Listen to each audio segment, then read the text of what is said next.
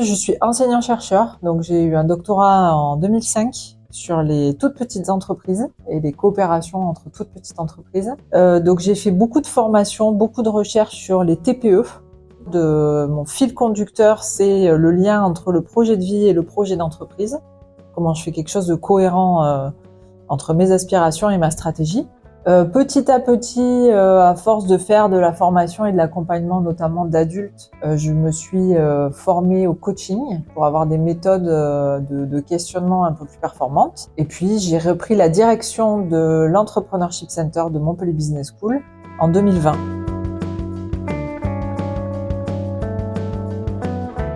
La Chaire Best et l'Entrepreneurship Center, c'est à la fois de la valorisation de la recherche, on a des actions de recherche en commun, c'est de la formation en commun puisqu'on fait de la formation de porteurs de projets et de l'accompagnement, donc on mixe nos expertises.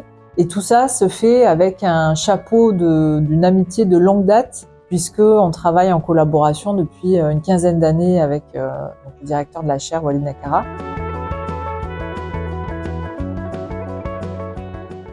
La mission de l'Entrepreneurship Center, c'est d'accompagner des porteurs de projets, de création ou de reprise d'entreprise, que ce soit des étudiants ou des anciens étudiants de Montpellier Business School. On essaye de les accompagner à développer une dimension responsable dans leur projet.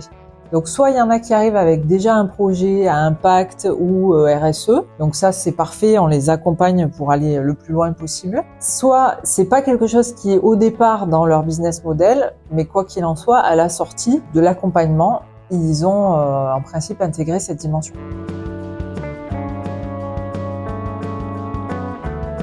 La pré-incubation, c'est vraiment l'accompagnement de projets qui sont en train de mûrir et qui sont pas encore forcément matures pour devenir des futures entreprises. On les accompagne justement à ça. On a un accompagnement avec un coach personnalisé qui va être expert du secteur d'activité du porteur de projet. Et puis, on a des workshops, des ateliers de travail qui sont souvent en petits groupes, soit sous forme de webinaires, soit sous forme de journées thématiques pour pouvoir mettre l'accent sur des aspects un peu techniques des projets.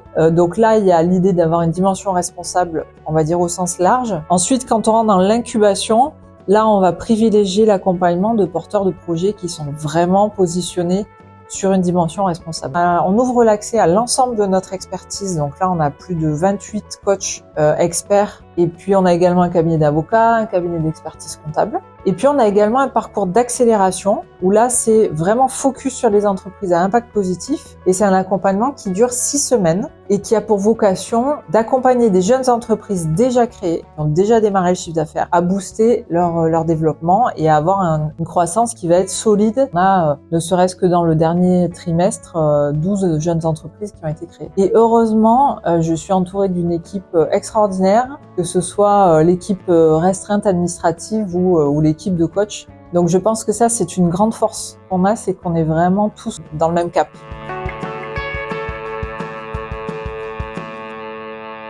Je dirais d'abord de croire en ses rêves, d'écouter les autres, mais pas toujours écouter les autres. Voilà, de trouver le bon curseur. Et puis un autre conseil, c'est de ne pas rester seul.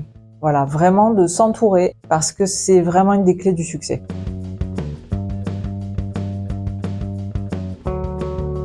Le pire conseil que je peux entendre, c'est il faut grossir et il faut croître à tout prix. Parce que c'est ne pas tenir compte du profil de la personne qui crée. Et donc on peut envoyer des gens dans le mur parce que c'est pas du tout ça qu'il leur faut.